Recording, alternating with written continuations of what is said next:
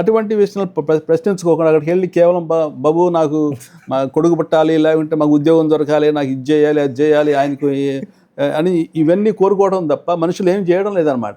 అటువంటి జీవితాన్ని కోరుకోవాలి కానీ మనం అటువంటి జీవితాన్ని మనం కేవలం వాళ్ళ దగ్గర నుంచి ఈ గ్రేసెస్ అని మాకు ఇది లభించాలి లేదంటే వరాలు కోరుకోవడం కాదు. వరాల కంటే కొంచెం లోపలికి వెళ్ళాలి మనం. మనుషులు మనం కూడా సాధారణంగా మన దైనందిన జీవితంలో ఎప్పుడు ప్రార్థన చేసినా కుటుంబ సమస్యలతోనో జాబ్ అను అదో ఏదో ప్రేయర్ చేస్తుంటాం. ఒక బిషప్గా ఇలా ప్రేయర్ చేసే వాళ్ళకి మీరు ఇంకా ఒక మెట్టు ఎదగండి అని ఏ విధంగా చెప్తారు? ఈ సమస్యలని ఇప్పుడు ఉండవు సృజన, అందరికి కలకాలం ఉండవు సృజన. ఒక స్టేజ్లో మనం సెటిల్ అయిపోతాం జీవితంలో.